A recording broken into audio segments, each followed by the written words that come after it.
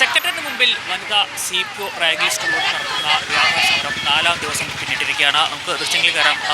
അവർക്ക് റാങ്ക് ലിസ്റ്റുള്ളവർക്ക് നിയമനം നൽകണമെന്ന് ആവശ്യപ്പെട്ടുകൊണ്ടുള്ള നിരാഹാര സമരമാണ് നടത്തിക്കൊണ്ടിരിക്കുന്നത്. ഓരോ ദിവസവും 3 പേർ വെച്ചാണ് ഈ നിരാഹാര സമരം നടത്തിക്കൊണ്ടിരിക്കുന്നത്.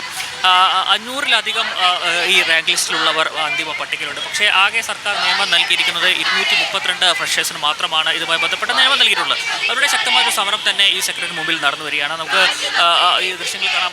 അവരുടെ റാങ്ക് ലിസ്റ്റ് കാലാവധി അവസാനിക്കാൻ ഇനി ദിവസങ്ങൾ മാത്രമേ ബാക്കിയുള്ളൂ. അതിനു മുമ്പ് പരമാവധി ആളുകൾക്ക് നിയമനം നൽകണമെന്ന ആവശ്യമാണ് ഇവർ മുന്നോട്ട് വയ്ക്കുന്നത്.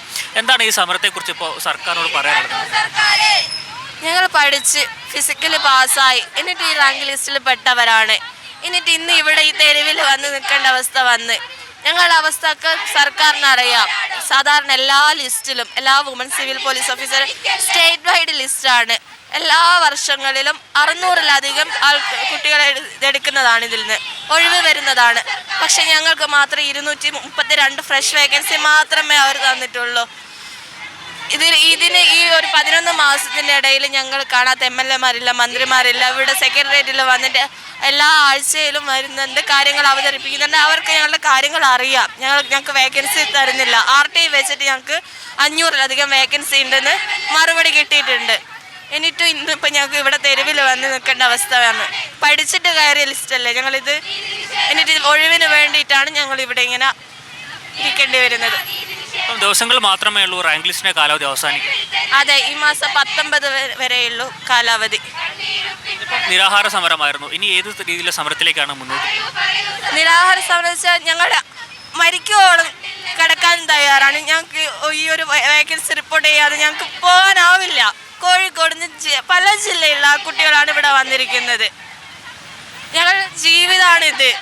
ഈ ഒരു ജോലിക്ക് വേണ്ടി ഞങ്ങൾ 3 വർഷമാണ് കഷ്ടപ്പെട്ടത്. എന്നായിരുന്നു ഈ റാങ്ക് ലിസ്റ്റ് വരെയും പരീക്ഷ എഴുതുകയൊക്കെ ചെയ്തത്? 2022 വന്ന നോട്ടിഫിക്കേഷൻ 23 ജൂലൈ 8-നായിരുന്നു എക്സാം കഴിഞ്ഞത്. അത് കഴിഞ്ഞ് 6 മാസം കഴിഞ്ഞ് ജനുവരി 18-നാണ് എൻ്റെ ഫിസിക്കൽ കഴിഞ്ഞത്. ഈ 6 മാസത്തോളം സ്കൂളിൽ ഫിസിക്കലായിട്ടുള്ള ബന്ധപ്പെട്ടൊന്നുമില്ല. പക്ഷേ ഈ ഒരു ജോലിക്ക് വേണ്ടിയിട്ട് 6 മാസത്തോളം ഗ്രൗണ്ടിൽ പോയിട്ട് കഷ്ടപ്പെട്ടാണ് ഫിസിക്കലി പാസ്സായത്. അന്ന് പാസ്സായി ഈ ഒരു റാങ്കിലൊക്കെ എത്തുമ്പോൾ എല്ലാ വർഷവും നിയമനം നടക്കുന്നതാണ്.